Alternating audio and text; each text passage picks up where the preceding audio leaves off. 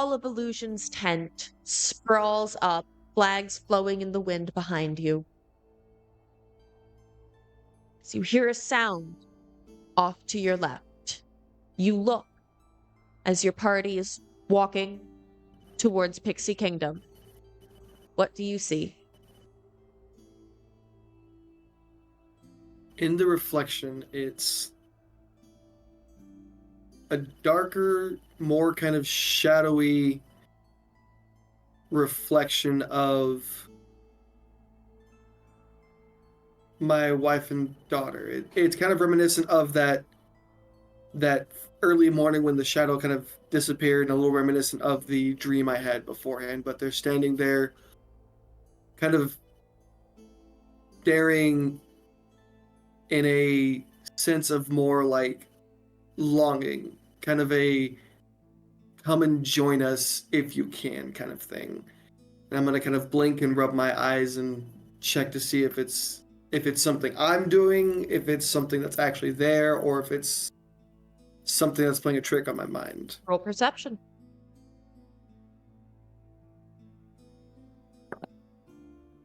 $12. You're not sure if it was real or not. You're not sure if it was a trick of your mind or not. You do know for certain that you saw what you saw. Even if you made it up, you would be physically seeing things.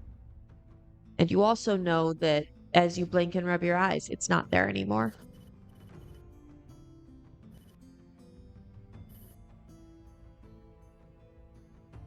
Phil's gonna take just a few moments to compose himself after seeing again in the Hall of Illusions the full imagery of that figure reaching down and snatching something from me. He's putting pieces together that he's not quite sure fit, but they fit, if that makes sense. He's starting to see that it's a puzzle, yeah.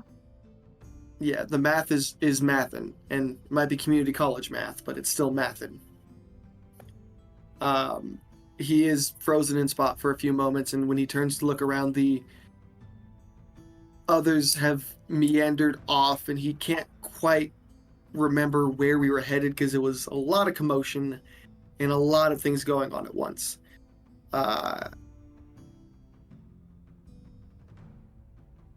He's gonna meander off for a bit and look for anyone who might help him find like the lost group. So anything that would be like a lost and found, or you know, one of those little airport plaques that says "Party here." So, from the Hall of Illusions, you can see Pixie Kingdom, which is right across the way, the Big Top, and the Calliope, which is near the ticket booth. There is an entire half of the carnival that your group has not visited yet at this point, with the exception of the one side that has only the Gondola Swans and Silver Song Lake on it. And you see the start of what looks like a sign towards Lost and Found, but you're not completely sure. I'm gonna take a moment to kind of peek around the Big Top, just a yes or a no, if you'd like, just to peek to see if anyone's near the Big Top that I would recognize as far as like the party. Not the party, but roll perception, please.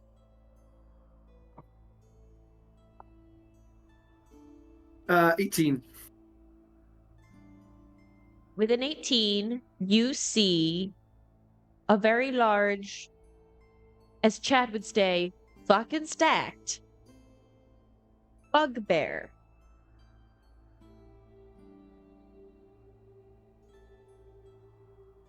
Standing outside a wall made out of thorns. This is Burley, the bugbear. The same bugbear that Feathering the Swan told you about. Yes, the gentleman that lost his brother there. As you're thinking this, you hear a very concerning honking off in the distance. Honking? Honking.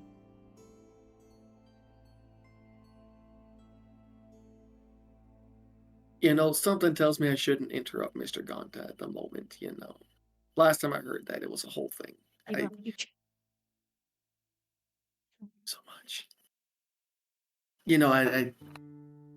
I think she took to Mr. Gonta quicker than me, and that's all right. That's a plumb good thing right there. But birds of a feather and all. I'm gonna go up to Mr. Burley and, hi, sir. Don't mean to interrupt you too much. I get you a quick question if you have a moment.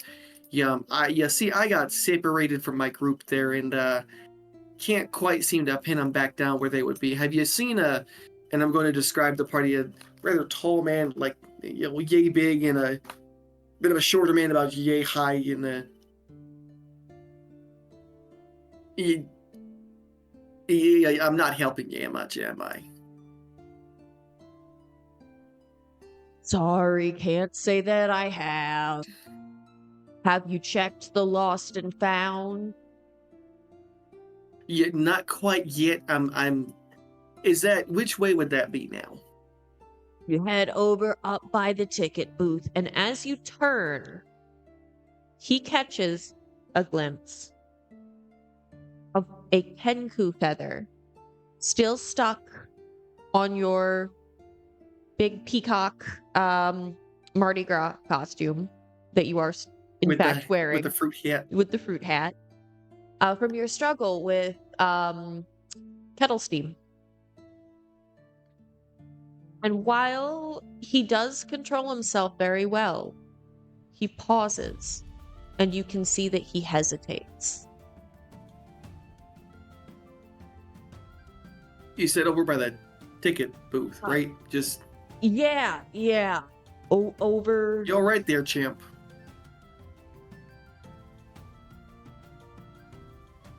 You look like you've seen a ghost. Maybe I have. Wouldn't want to burden a stranger. Oh, you're not a burden at all. I got 2 ears to listen twice as good as I talk. At least that's what I'm told. You meet Candlefoot?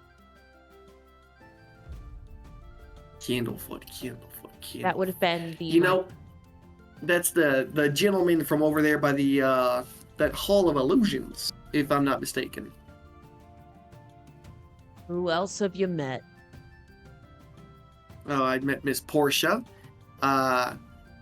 Miss Featheron, and Candlefoot. And a rather strange actor you guys have, a Kettle Pocket. It's awesome. Kettle Steam isn't an actor. She's really not even supposed to be here. But your friend of Kettle Steam and of Featherine. Okay, come here. Burley leads. I'm gonna lean in. Burley presses a hand to the vines, and as he does, the vines part just a bit, enough for him to see, for Phyll to see the wagons in the back. There are feathers absolutely flying all over the place, coming from a nest in the small corner, in a corner in the back. But Burley is focused on the 2 most fanciest, most gilded wagons. This is obviously wagons belonging to Witch and Light.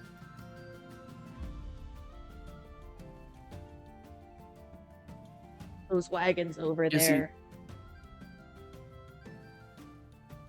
Burley removes his jack-o'-lantern that's on his head, like a mask,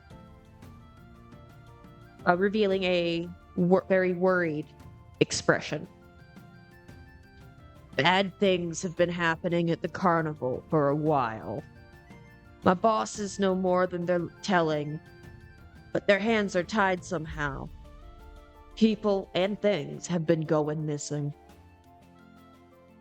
You're the first person I've met who might be able to set things right if Kettlestein was willing to talk to you.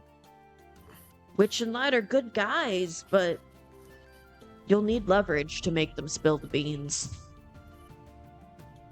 Well, I was always a bad chef. I don't mind helping people spill the beans. As you So, look at Burley, he's anxious. You can tell that Witch and Light would not be happy about this conversation based on Burley's best guess. Perspective is the word I was looking for. words, they mean things. They do mean things. Now, Mr. Burley there, I had spoken to Miss Featherine some time ago, and she said that you lost a brother, and with you having said that Mr. Witch and Mr. Light have their hands tied because things are going missing and people are going missing, are the two connected in any significant way that might be important? And on that case, those two fancy schmancy digs over there, would those belong to the Mr. Witch and Light that we know and love so dearly? Yeah, those belong to my bosses. I honestly couldn't tell you what's connected to what. I'm just as in the dark as you are. But I can tell you something. Things haven't been making sense for a while. Now, when you say a while, would that be a week, a month, few years? Honestly, couldn't tell you. It's been really bad within the past few months, but none of us can really figure out exactly when it started. You know, Mr. Burley, I think a good fried food and a little sugar might do you well for a quick smile. Why don't you go ahead and enjoy some of the festivities and some of the food? I'm gonna hang out here for a bit. Gives you a side eye. Roll persuasion. That's a dangerous thing to tell a bard.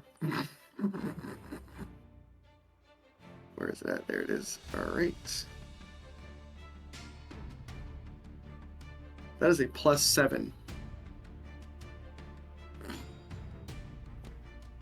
For a total of 21. He gives you a slight, almost indistinguishable nod and gently taps the vine wall with one hand. A door appears out of these twisting, thorny vines, an opening, as he walks away. I would like to... So, he's going to go do whatever Mr. Burley's going to do. Would I be able to get into these two carriages? Or these two... You're more than welcome to try. Oh, I don't like the way that's said. Alright, I'd like to go into Mr. Light first. Well, let's try just moving closer to them first, because you're standing well away from them on the outside of the staff area. Fair enough. I'm going to enter the staff area and begin to approach the two carriages, or whatever the word is. Carriages. Carriages, okay. Think like a gypsy caravan. Okay, fair enough. Yeah, carriages.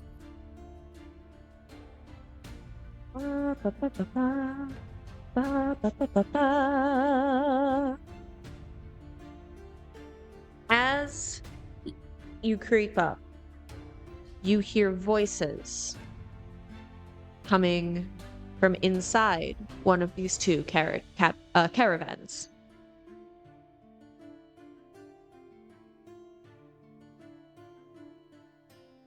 You need to find a way to calm down.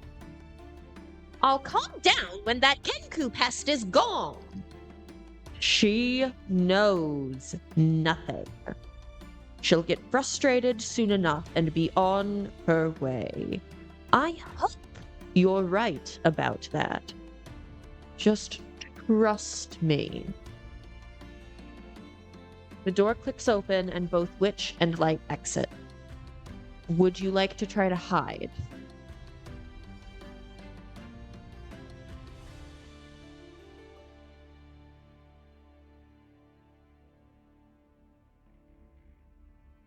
Yes, you would. Roll stealth.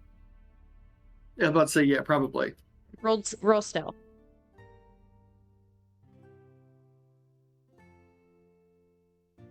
$18 on the dice plus 0. 18 flat. Witch and Light do not see you. They exit one cabin and enter the second. However, they have left this door unlocked, obviously thinking that, none of their employees would dare intrude on their privacy like that. Well, thankfully, I am gainfully employed from the School of Hard Knocks. I'm gonna mongoose myself in.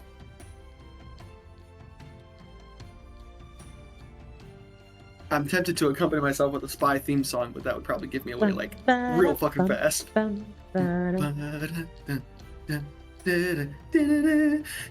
is a description in here, and I'm just trying to find it. Okay. So as you step through the door, you see two sides of this caravan. This is very obviously a shared sleeping quarters, but it's divided by halves of the caravan. One side is neat, unadorned, devoid of most color, not a hair out of place. The other side is messy, it's gaudy, there's clashing colors and colorful costumes thrown everywhere.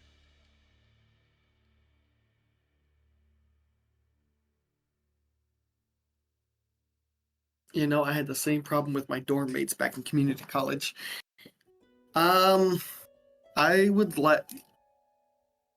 I'd like to go through the neater side first. I have a feeling that everything's going to have a place for it, and it's going to be a lot easier to find anything.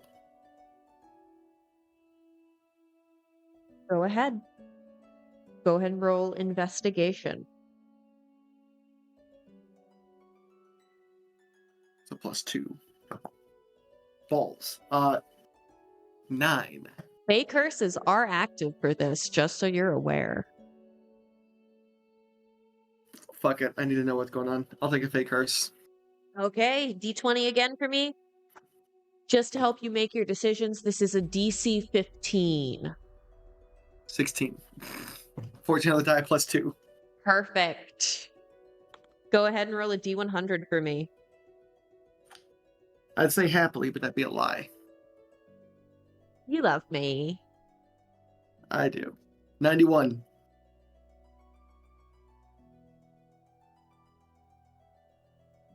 Bees love you. I mean, really love you.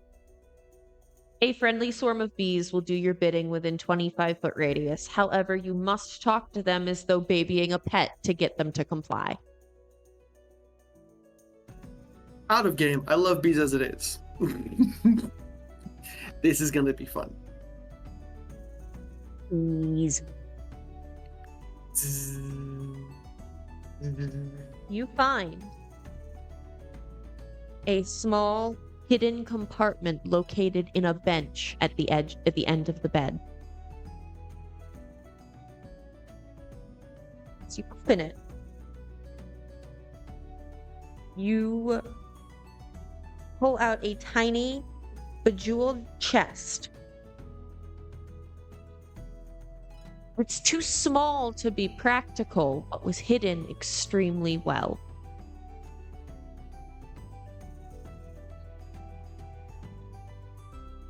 I'd like to open it. You do. There's nothing inside. But, based on some markings on the inside, this is a replica of a chest.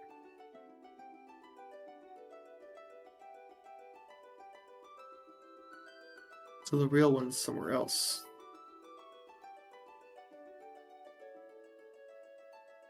Who hides a replica this well?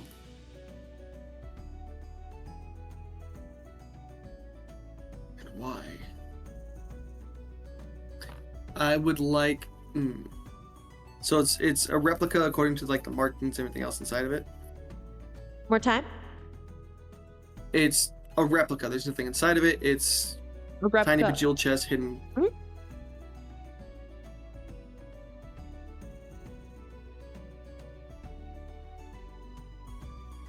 Would I get the sense or feeling that this is going to be opened up again anytime soon? You, regardless of what you think about the chest, you are extremely well aware that you're probably not getting another chance to enter Witchlight's caravan.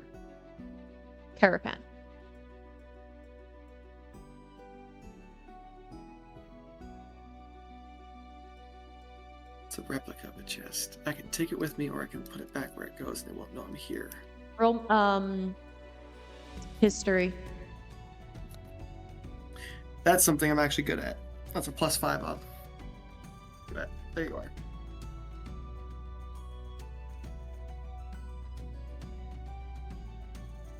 $25. 25. You recall Burley's voice in your head from just a few moments ago. Witch and Light are good guys, but you'll need leverage to make them spill the beans. I'm taking it. Add it to your inventory.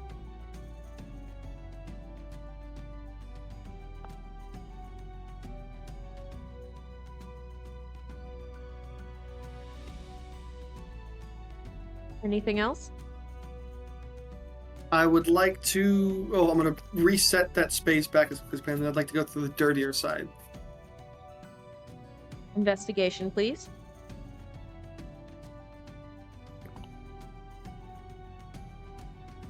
$14. 14 is enough. You find a cat box. And as you open it, you gently pull out a very delicate yet incredibly splendid golden crown with very lifelike golden butterflies flying around its peaks. This is the crown of the Witchlight monarch.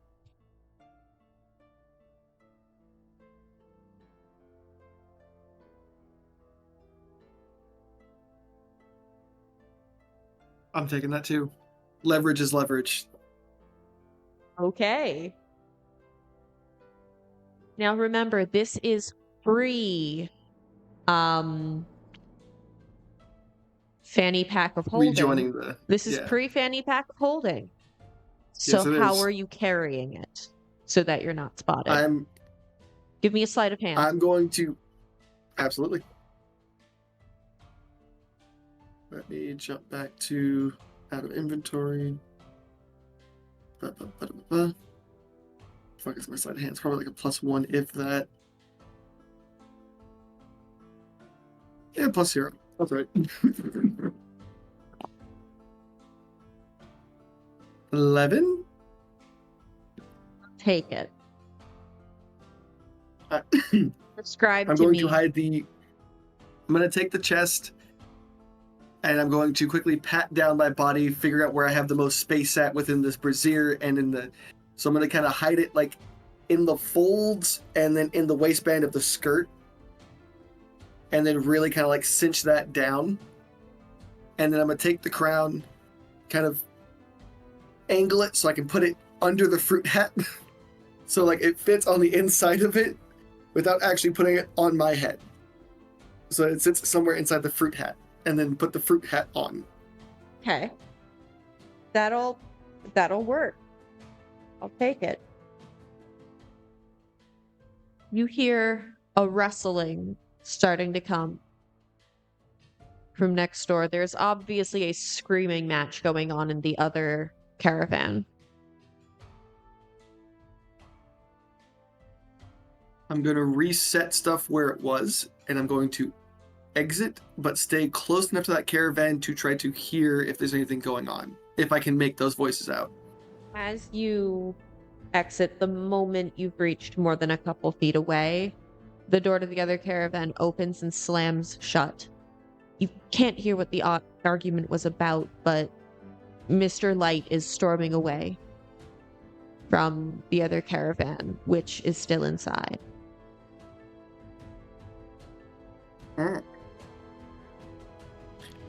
Roll stealth for me, please. Oh, fuck. At advantage because he is emotionally distracted.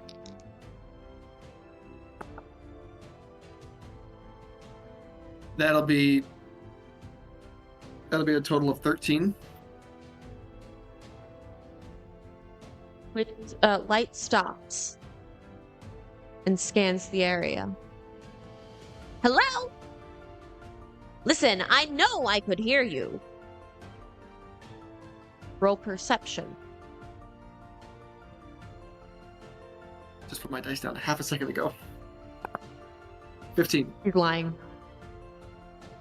You can hear the quiver in his voice. He's not sure if he saw something. But he's trying to see if he can get someone that won't call his bluff, if there is someone there. I'm gonna go ahead and shut my big yap for once. As you sit there, motionless, Mr. Light, only a few feet from you, staring in your general direction, but over the top of your head, over the top of your fruit hat. I am a bush. I am a tree. Second passes. Another second.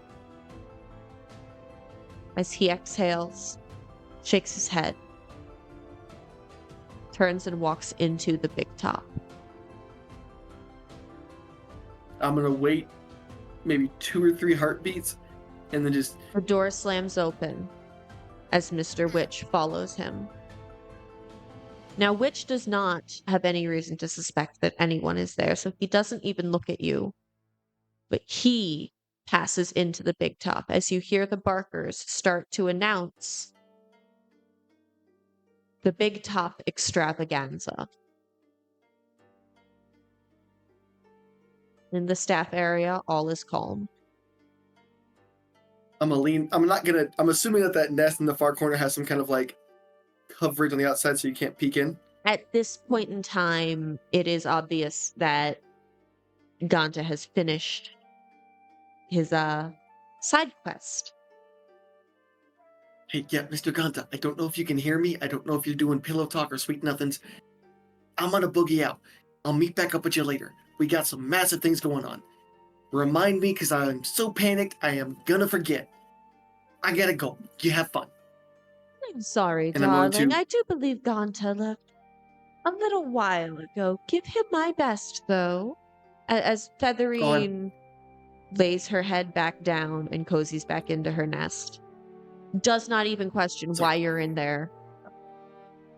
Fair enough. I'm gonna boogie. And then once I'm out of the staff area, I'm gonna skirt hike and like... How do you get out of the staff area? Oh, there's vines. I'm gonna lean in real close and whisper, Burley, Mr. Burley, Mr. Burley, embarrassing enough, I don't know how to get out. No response. Oh boy.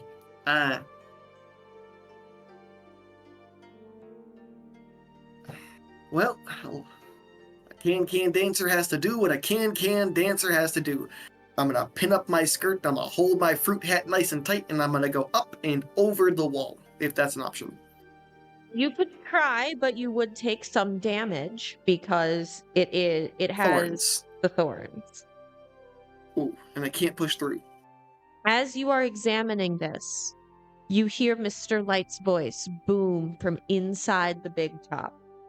Welcome, one and all, to this evening's extravaganza. I am Mr. Light. Prepare to be delighted.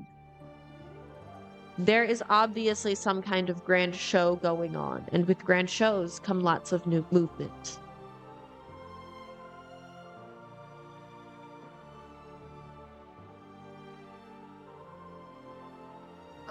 It would have enough movement for me to be distracted if I had to do something big.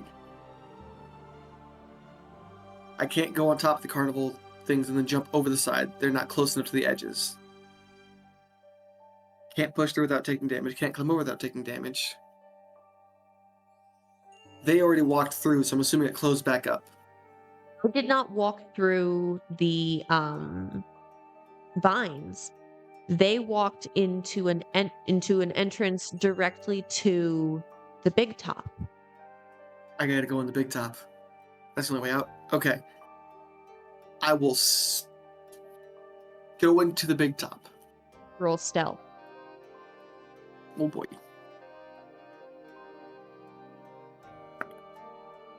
19. You slip through. Your costume, while some people give you strange looks,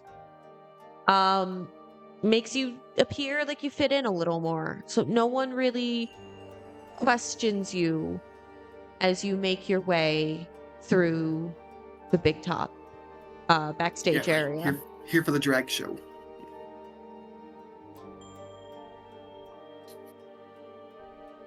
As you're walking through, you notice your group sitting front and center on the other side of the ring.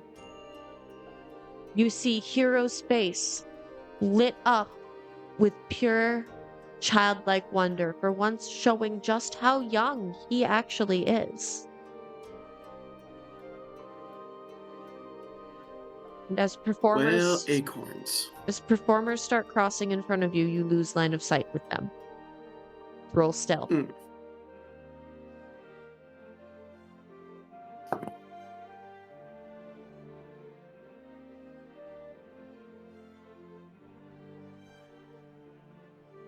Fakers, friendly swarm of bees, or take it. I'd like to use a friendly swarm of bees to kind of scatter out and see if I can't cause a bit of a ruckus to kind of hide me a little more. Animal handling. I don't know if I'm good at that. That's a +3. That's not terrible. That's a 13 total. That'll work. You must talk to your bees like you're babying a pet in order to get them to do your bidding. All right, now, sweethearts, let's go ahead and get together. No, get together. Now, Daddy's got to go way across over there. So what I need you to do is go ahead and kind of spread out and see if you can't tickle a few people just to give them the willies, just can't. It's a fun little joke. It's a little jokey joke we like to play here now. Hey, no, leave your sister alone. Hey, yeah, you. That's a timeout if you don't want to. That's a timeout if you don't want to listen. I know it's hard to focus on these times, but I'm gonna go ahead and need you to run a whole muck. Not part of a muck, a whole muck. And just go. Yes. Run a whole wild. As the bees run and they scatter and they fly. And the crowd seems relatively unaffected, but the performers in your immediate vicinity start getting bees up in their costumes, in their faces. Go ahead and re-roll your stealth check at advantage this time. 19. 13 and a 19. Bet the bee's distraction this was the bee's knees. Is just enough. And you can now see an exit that looks like it will take you to the correct side of the vine wall.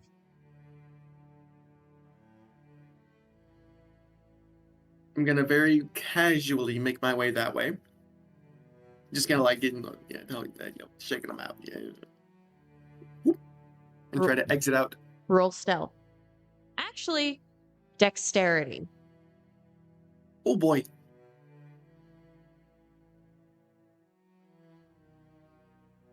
That's a -1. That's a 7.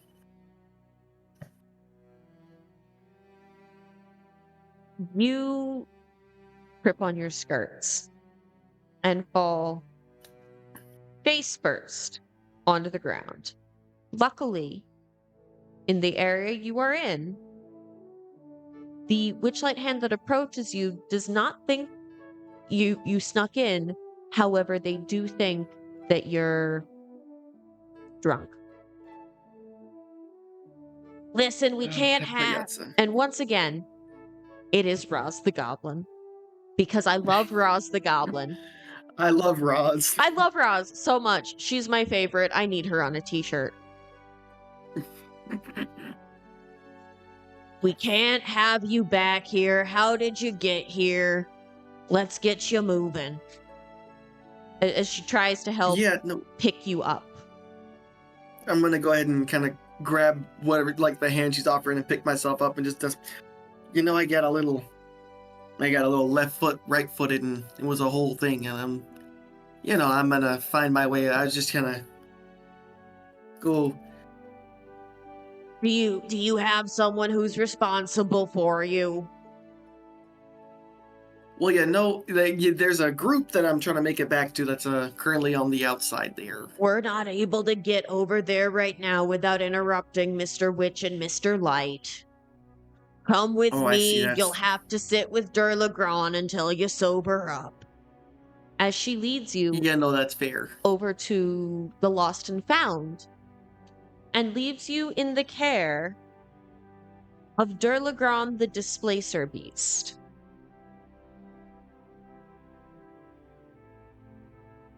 I'm trying. Give me a moment. I want a Displacer kitten. I've seen those things. They're fantastic. I like it. You tell, outside Lost Property, outside the Lost Property wagon, wow, English is hard, is a large feline creature with midnight blue fur. It has a pair of tentacles extending from its shoulders and wears fake butterfly wings. Hanging from its collar is a small wooden keg. The creature roughhouses with two young boys. One of the boys screams, "Turla again!" while the other hangs onto the creature's neck. Pardon me, Mr. Durla? You feel a thought that is not your own in the back of your head. What language are you speaking in? I was communicating in common. You feel recognition, but no understanding. Oh boy, let's see. Actually, I think he knows Gnomish and Dwarfish as well. I'm gonna go ahead and try Gnomish. Recognition, but no understanding.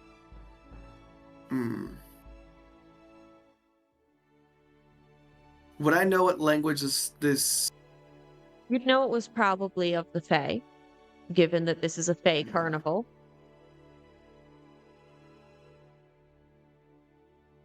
Do I have to push words, or can I push feelings and thoughts? That's not something the rest of the party attempted. I'd like to push the feeling of greeting and patience, kind of like hello, and I'd like to push the thought of I'm here to wait until I'm a little more coherent or my party finds me. Impressed approval swims in your mind. And much as before, how it was a thought that was not your own,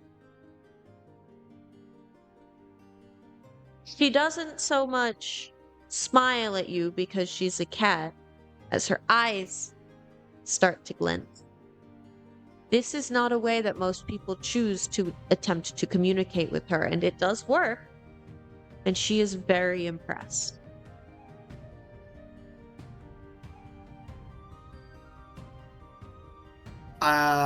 Can I put... I'm gonna try it. Versus asking if I can, I'm just gonna try it. I'm going to push the thought of curiosity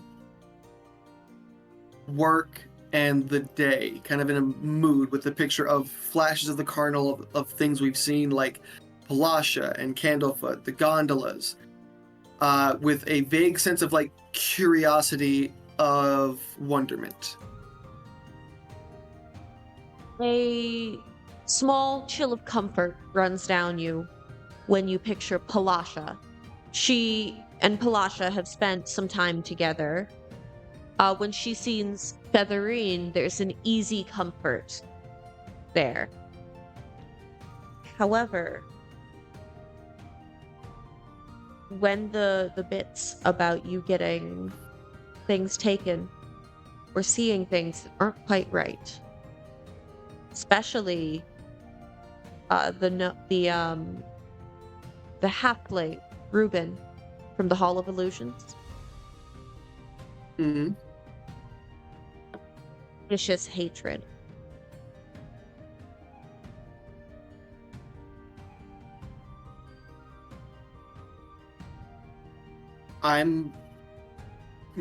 I'd like to push the memory of that morning of just before I arrived at the Witchlight Carnival. Well, the morning I remember the most without being underground. Of seeing something in the corner before it disappears, putting it next to the picture of something stealing something out of my mind, putting that next to the picture of my wife and daughter in the shadows, and then a heavier, kind of gloomier curiosity, and then a quick flash of witch and light. He lets out an audible hiss and a snarl at the shadows. Her fangs bare. She settles back to hear you out, and seems to be pondering. A feeling of uncertainty presses back at you as an image flashes in your mind. One child after another, after another, after another. And each of these children slowly fades out of existence. Some snatched by a little frog creature and a little girl in a pig mask. Some snatched by the same shadow that you saw. Others just disappearing into thin air. Is there anything I'd noticed that connect these children? Anything they have in common? Or don't have adults with them. They are all by themselves.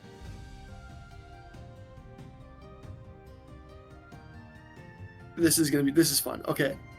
Let's play pictographs. D&D minigames. 2 words. First done. I'm gonna reflect that image, combine it with the shadows, combine it with the wings, and combine it next to a picture of the Witchlight Carnival to kind of ask the question, are these things here taking people and children without wings at the carnival? Children still had wings on. They didn't have an adult. Being a parent yourself, roll wisdom.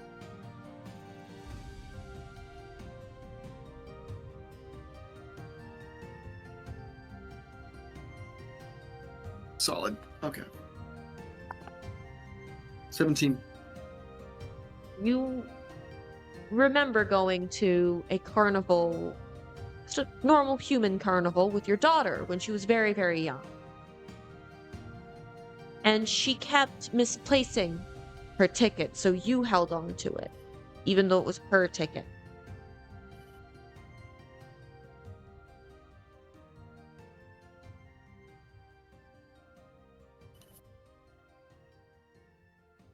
Picture of children. Picture of those 3, the shadow, the pig mask, and the frog. Question of danger. Picture of me and my daughter. Picture of me searching. Oh, they really are creepy. That's fantastic. Last image of me and my daughter at a carnival, and then push those images and feelings in a sense of like asking, there's danger in regards to children. I'm a parent. Is there anything I can do to help? Feel sympathy and uncertainty wash over you. Durla doesn't know what's happening completely, but you do know she does not trust witch or light. You feel a wave of hesitation. Yet another memory opens up. Displacer beast cub. Walking around, rolling in the ground, playing, batting at the little butterflies atop the crown that you now have hidden under your hat. Years and years ago, this is a Durla standing alongside this cub that looks decades younger. There's no longer graying in her fur. She looks away for a split second. There's a large crash that catches her attention. And when she looks back, she sees the tail of her cub disappearing into the crowd. It shows you years worth of memories, all in a flash, looking and looking.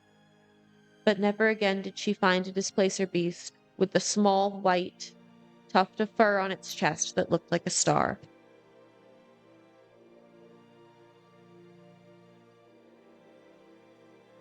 Feeling then washes over you. You understand that Durla is telling you she protects the children without parents so that no other parent has to go through what she did.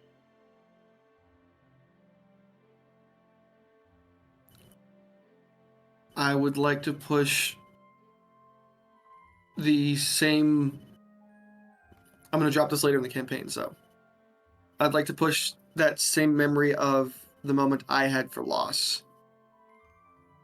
The depth of despair and grief, and then just on the undertone, gratitude for Durla's sacrifice behind that. Durla reaches her nose out and nuzzles the palm of your hand. And then uses her paw to kind of, you know how cats do like the hook thing? Mm-hmm. She does that, but she is massive. Like she's like panther sized.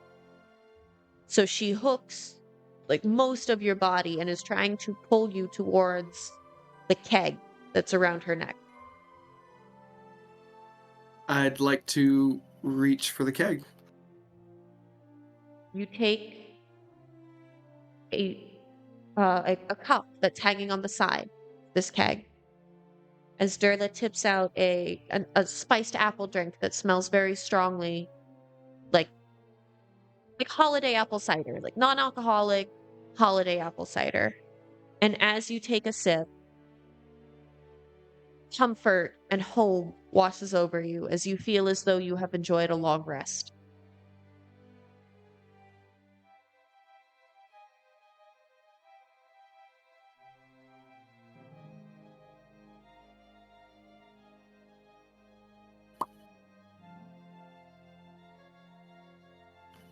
I'm going to push back the feeling of gratitude and the general, like, different pictures of me failing in kitchens, but still having fun trying.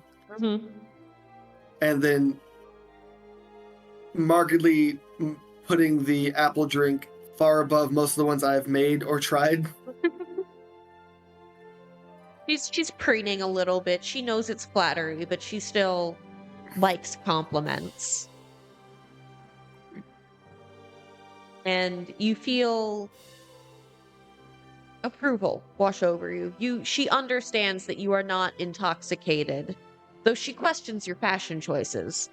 you are free to go whenever you feel like.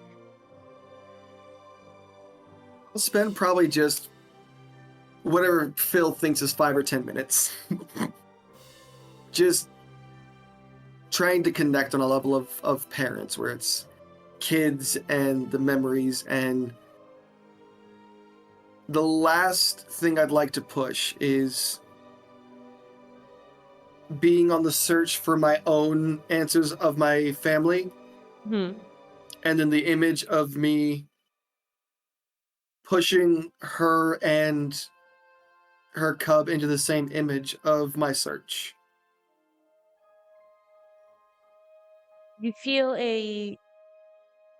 another wave of approval, but this one's more somber. She doesn't wholeheartedly believe that this can ever come to fruition, but it is a nice daydream. She turns and goes back to tending the children, one of the tentacles lashing out at one who's trying to wander a little too far from the lost property stand. She ensures that they stay within a safe distance. Okay. That's good. You said there was a calliope as well. Yes. Big music fan. Bards, big music fans.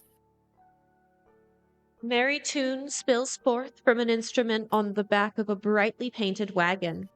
A monkey wearing a coat covered with buttons turns a handle at the wagon's rear, sending music into the air from rows of golden whistles.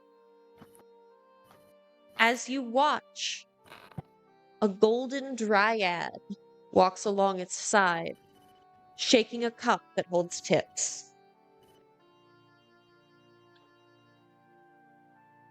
What's in the cup? Is it just coins? Coins. For copper pieces, a silver.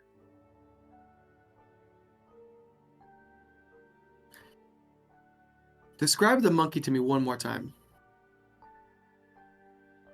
He's wearing a standard monkey. Think like the one in Pirates of the Caribbean.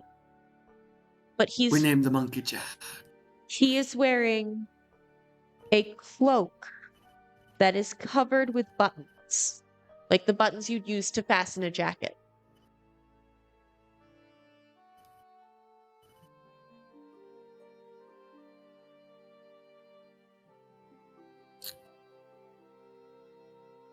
I am going to reach into my fanny pack of holding, pull out You don't one have your copper fanny and... pack of holding yet. Oh, no, that's right. I don't have it yet. Sorry. My apologies. I'm just going to reach into a pocket, grab a copper, and... Can I pop a button off? I don't know, can you? He's covered in buttons. As you get closer. I don't know what the right tip would be. Like, am I tipping money or am I tipping buttons? As you get closer, you hear, "There a button, if you please. I'll sew it next to all of these. I offer nothing in its place, besides a smile upon my face."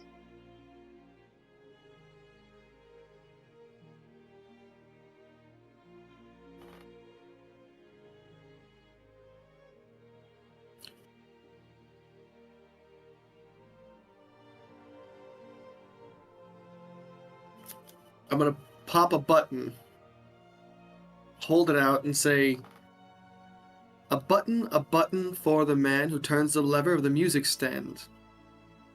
A smile breaks and he looks at you. When you realize this is not a recording, you're talking to the monkey. As he holds out his hand, says, "Thanks. Most of these are old. Haven't run into generous folks such as you these days." Well, a little generosity can go a long way, I find. And, I got other buttons. That's...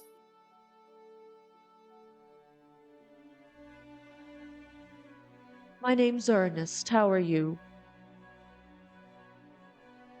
The name's Phyll. I am... Well, I was lost, but... starting to think maybe it's a little for the better. But I'll find them eventually. Well, luck on you, mate. I know she's looking for someone too, as he nods his head towards the dryad.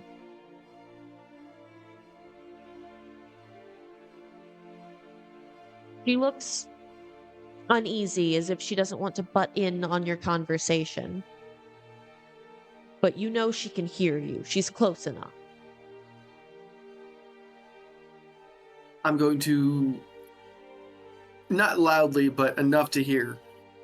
Well, I assure you, I'd love to hear about it. There's a lot of things that appear to be just kind of poofing off. And I'm going to just kind of look over, not expectantly, but like patiently. Voice is light, dances like song. This is a fey creature unlike none you've ever seen. She exudes beauty and grace, but she wrings her hands in worry. I don't really know where to start. My friend, really, Amaryllis, said she heard something happening in the Hall of Illusions. She wouldn't tell me what it was. She went to find help, and she hasn't been back. I fear something's happened. I would like you to roll history. It's going to be a +7. I'm aware. I have dad lore on my side.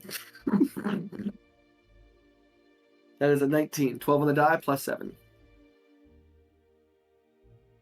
Your mind wanders back to meeting Ganta, Lather, Hero, and Norvian.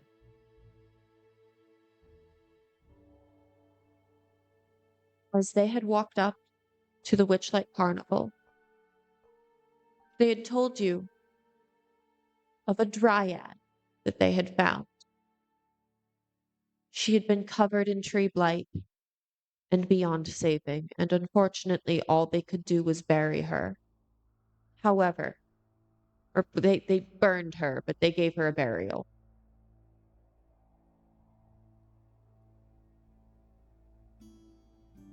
As I double check my notes, hold please. Absolutely.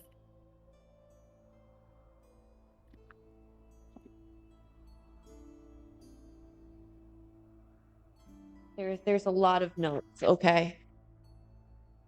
I do a lot of prep. A lot of writing, a lot of reading, a lot of prep.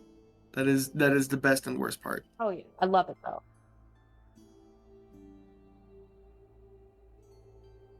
She had said several things to the rest of your now party, but the ones that stuck in their head were, I tried to stop them, I tried to save them. They did this to me, it hurts so badly. If I only could have made it to Prismere. And there is something horribly wrong at the Witchlight Carnival. Beyond that, especially Lather, the only thing that they could really remember was the screaming.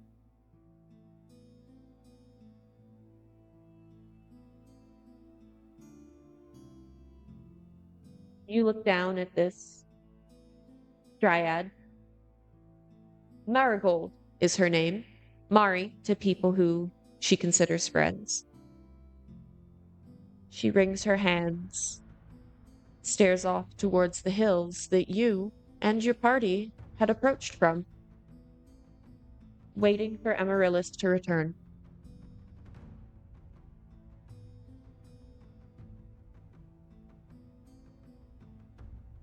Say, Miss Marigold, do you have a moment? Why do you know something? I'm afraid I do. What happened? My travel companions, on their way here to the Witchlight, came across a dryad affected with something they called tree blight. They said she was in pain, but she was going on about trying to save them and that someone did this to her and that she tried to stop them and that something was going wickedly wrong here at the Witchlight. Look of They confusion crosses her face. Why? Dryads are more fey than tree. We cannot catch. She pauses as the horror of realization creeps across her face. We can catch witch's blight.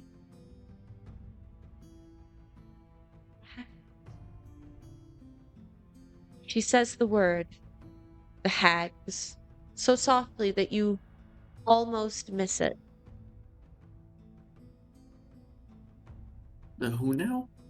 I you can tell that she did not mean to speak loudly enough for you to hear. Roll perception.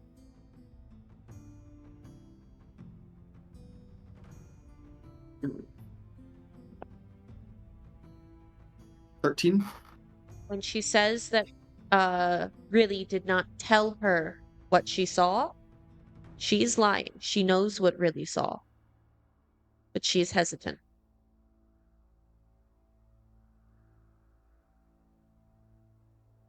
Miss Marigold, if you know something that might be of assistance to me on my travels, I'd be awfully appreciative. I'm on my own way to search for something that I've lost quite dear to me, and I'd like to, as best I can, be as prepared as one might be when moving forward in such uncertain times. Well,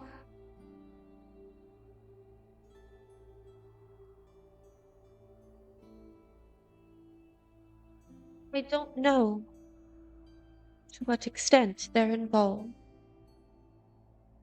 I came from the Feywild not that long ago. I, I couldn't live there anymore, not thither. Have you seen the little girl in the mask? Referring to the little girl in the pig's mask. I have to say I have. We were in the hall, as well as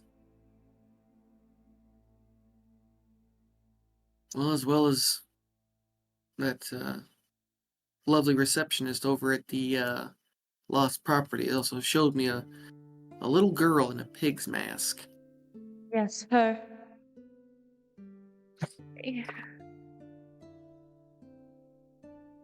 She belongs to Granny Nightshade.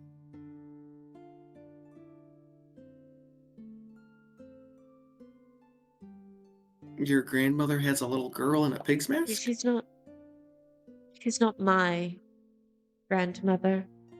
Granny Nightshade is just what we call her. Her name. Who is she? Her name is Scabatha Nightshade.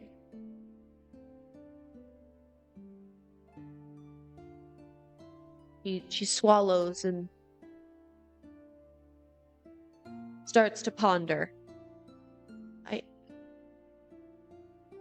shouldn't say more. You don't speak ill of the coven. No, I only did a few semesters on Witches, Warlocks, and Wizardry 101, but Coven means more than one. Yes. Coven usually means more than two. Usually sits somewhere around 3. Yeah. Now, while out and about with my ragtag band of hooligans, came across a particularly odd name, and it was something of a strangeness to me, but it's starting to make a little more sense. Does the, I'm gonna lean in and lower my voice, does the Hourglass Coven mean anything? She does not respond to you, but her eyes immediately dart. Not quite to the big top, but directly towards Witch and Light's carriages. She shakes her head and will not speak. Roll perception.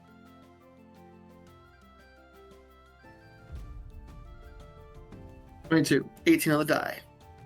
She is not telling you what her friend saw nor what she knows, but it is obviously connected to Witch and Light.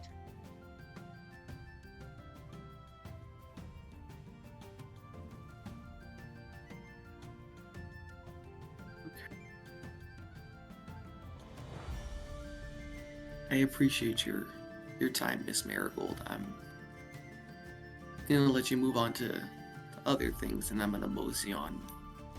You get a burial. She did. Thank you.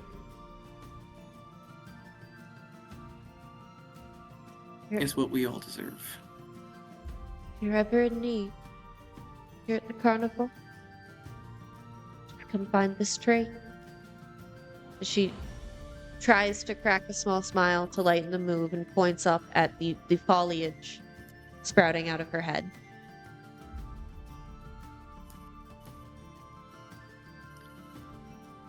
I'll absolutely look to rest under the shade. She gives you a soft smile and goes back to shaking her cup, looking for to collect more tips for Ernest the monkey.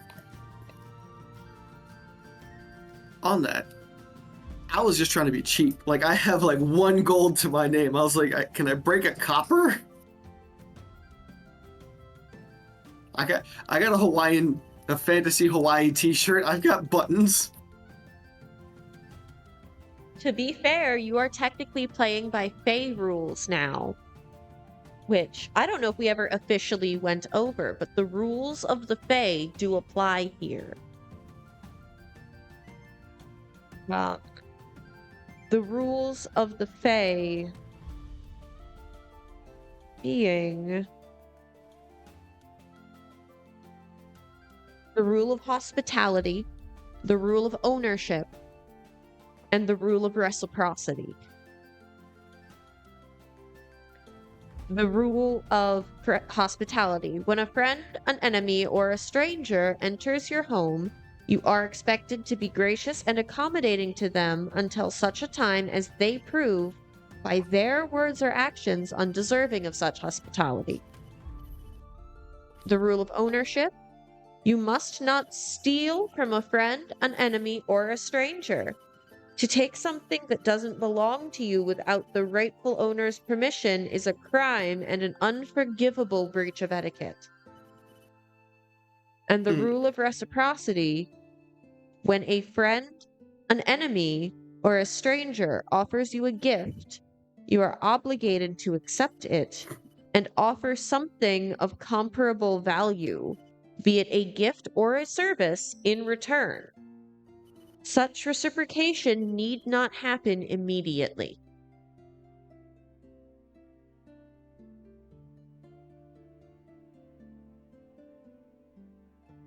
I can play by that.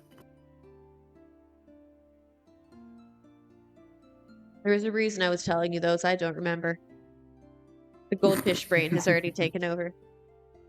Is it about the Calliope or about the Dryad? I don't remember. Fair enough. Squirrel. Yeah.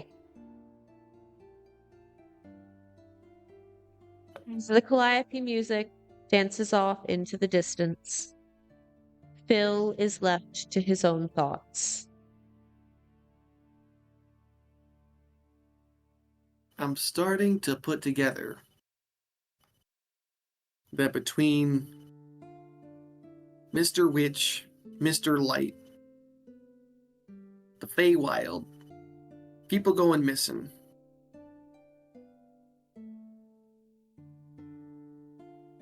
how they go missing.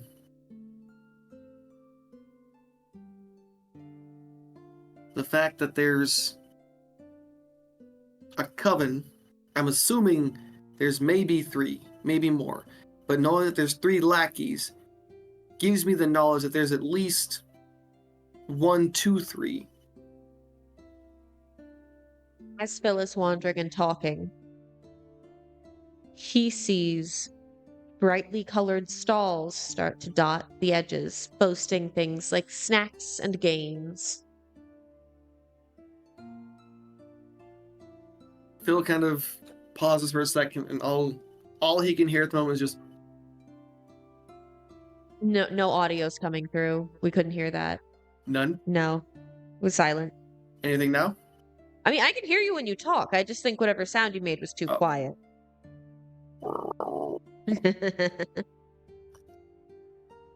As Phyll heads, Yeah, no, I take it's about that time. I'm gonna grab me a funnel cake.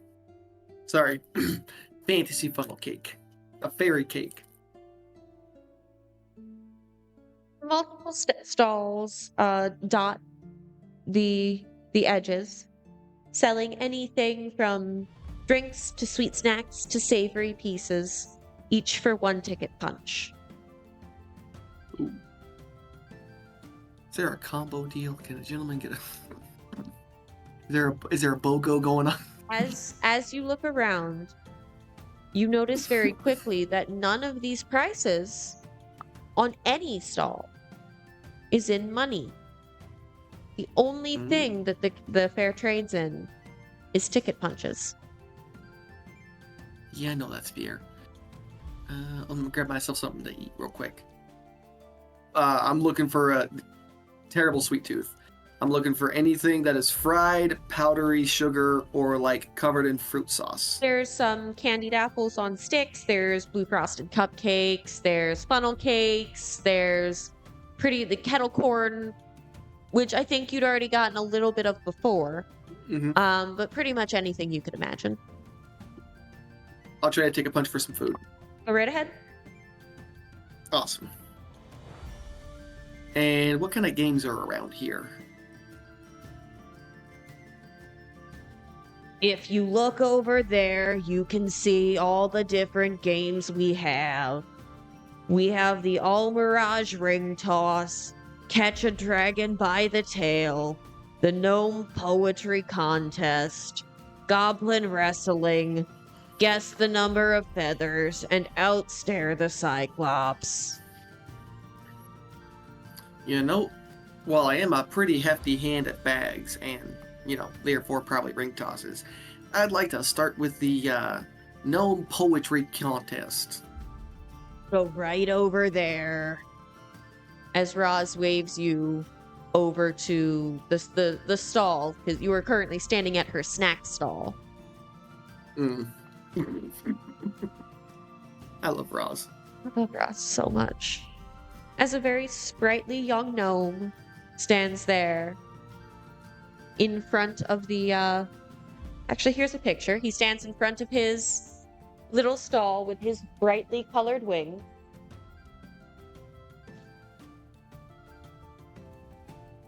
Sound the chime, it is time to rhyme. You bring the poem, we'll bring the gnome. Welcome to Gnome Poetry.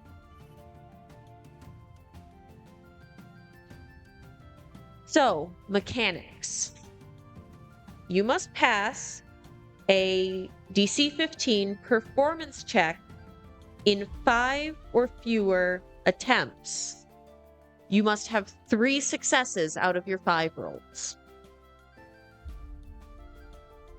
You do not have to make them all at the same time. Performance is a +7. Make my first one. That is an 18, 11 on the die. What poem would you like to put forth? From mountains high and valleys low, I carve out stone from head to toe. No mountain great, no pass too short, I carry forth a good report. Oh, someone studied in time. You want to participate in the rhyme. Very well, then. Have you seen the dragon that looks like a hen? As he motions toward the cockatrice.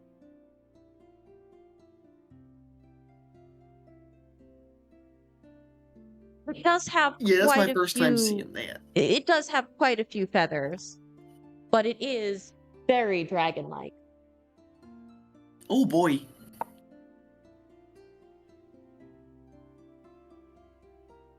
Go ahead and make your second roll.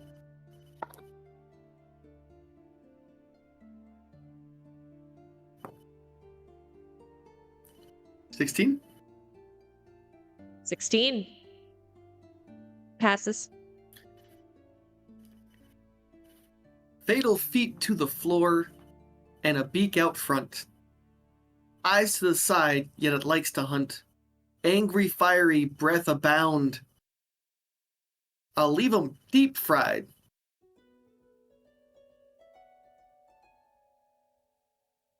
I'm trying to There's impose. no rhyme per sound. I am attempting. Oh, mound, hound. The lack of sound was. I get you now. Listen. If you want to know where my mental stats are, think more along the lines of Click Clack, who you will be meeting in a couple sessions. Very good at getting into shit, not really good at thinking about consequences. I don't have a poem to improvise. I just don't have the mental capacity. Go ahead and Not a problem. go ahead and make your third and final, probably final roll. Maybe final. Guess we'll find out. 10 on the die, 17 total. Yeah, you basically can't fail this. It's a DC 15. With a +7. I'd have to roll a 6. Yeah. Go Bards. You can tell that the gnome did not expect you to get this far.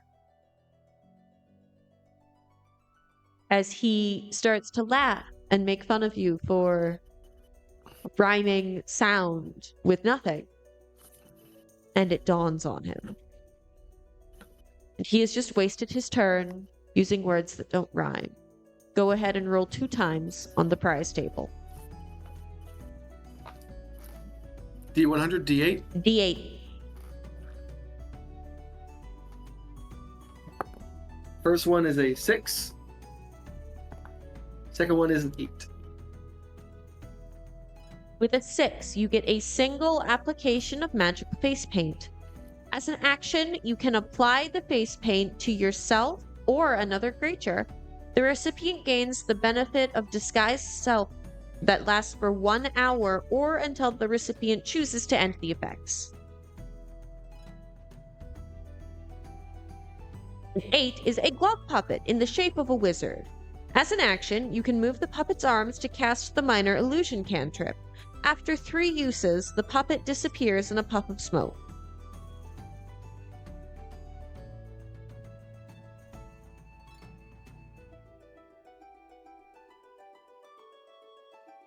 Don't feel so bad there, my short and tided friend. All who have rhymed against me have met their end. The legends I don't boast, and time I now don't have. I'm still glad you were here to rhyme with me. Now, that's the prize there I'll grab. You hear from far off, "Ha! Told you shouldn't be so high and mighty, Jerry. Now get screwed and give the man his stuff." As Jerry Thank you, Miss Ross. as Jerry goes off grumbling about his ex-wife. Oh boy, no wonder the man's single. There are, as Roz pointed out earlier, still 5 other games for you to play. I would like to do the ring toss. Some mirage is no mirage. Adorn its horn with 2 or 3 rings and win a prize. This is a very blonde, very bubbly human girl. Looks like she's just entered college. This is obviously some kind of like summer job. Hi, do you want to try the Almirage Rick Toss? I'd be absolutely flattered. How do we play? She flourishes her hand and 3 golden rings appear. You just have to get one of these onto the horn. That! As she points at a wooden statue of an Almirage. It's a rabbit with a unicorn horn. Well, yeah, that's what they are. I failed biology. Don't tell anyone. It's okay. I don't think they're gonna ask. Fair. Alrighty, let's go ahead and get this here hopping. D20, please.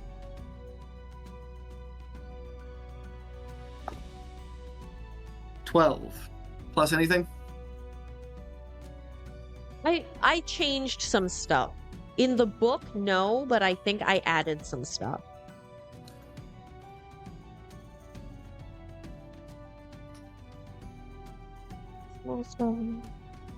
Sleight of hand.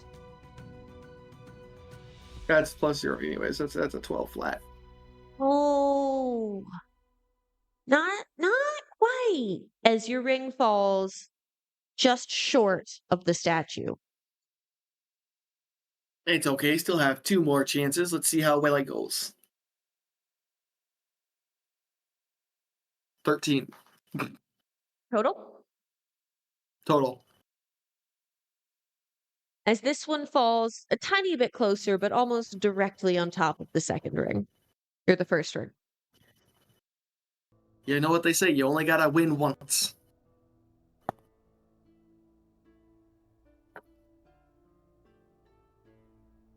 $20. Ring sails through the air and lands gracefully, barely any circling and noise on the Almirage. However, because you did only make 1 out of 3, you do not get a prize. Yeah, it's okay. I still had fun. That was still a good thing to do. She holds out the hole punch for your ticket. You can try again if you want, but don't feel bad. I mean, it is pretty hard. You know what? 1 more chance wouldn't do me any harm. He punches your ticket Alright. a second time and hands you 3 more rings. 18. Got the game down. His hoop spirals through the air as it spins and rotates and hooks on the tip of the horn. You hear metal on wood as it clatters down onto the statue. So much harder! Okay, go again!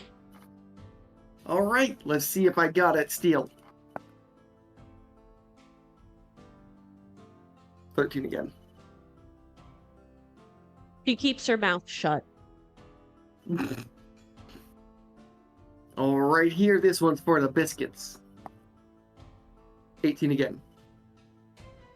Once again, your ring just hooks it on. Oh, that is fantastic! You got something! Go ahead and roll on my prize table, please. Not a problem. Let's go ahead and spin this wheel here.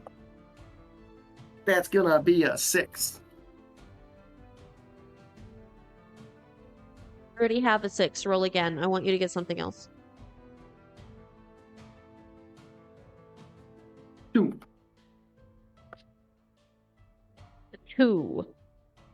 A wooden wand with 8 charges. As an action, you can expend 1 of the wand's charges to cast the Prestidigitation cantrip.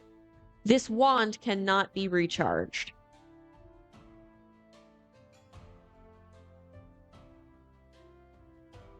You know, I think I'm gonna find a good use for this one. We have a guy who gets into a little bit of troublesome mess sometimes. But you know, we're gonna get him. We're gonna get it.